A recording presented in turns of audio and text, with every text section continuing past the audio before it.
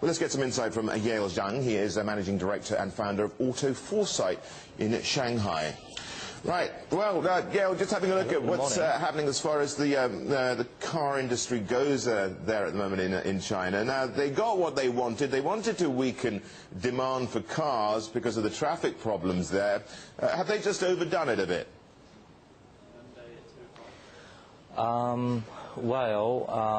For sure, the traffic issue is already pretty bad, but because the market actually really getting too slow. Now it's slow to single digit for passenger cars, and for the overall automotive market is basically no growth. So one of the worst segments so far is the mini bus or light truck, this kind of lower end segments. So the government now is trying to really have some measures, policy measures, to stimulate this demand again. Is this what we're talking about? I mean, we're reporting about cash for clunkers. Is that the chief way that they're doing it? Well, cash for clunkers actually is not so much effective for the passenger car sector because there are not so many old cars so far on the road in China. Well, this is basically targeting those minibus and light trucks, targeting those farmer consumers in China as they did actually in 2009, 2010.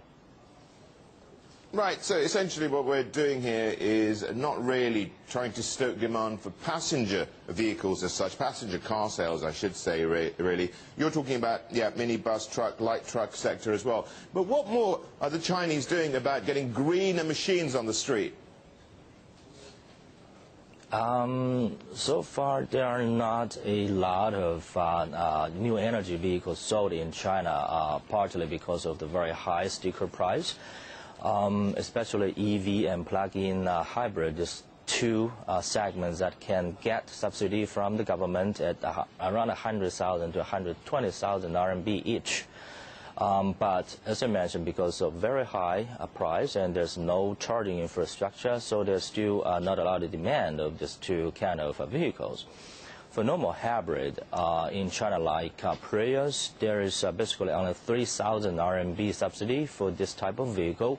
Obviously, after this kind of a subsidy, no one, especially those normal consumers, do not really want to buy this type of very expensive hybrid vehicles. Yale Zhang, looking ahead, though, let's look at the time horizon, let's say 5 years from now.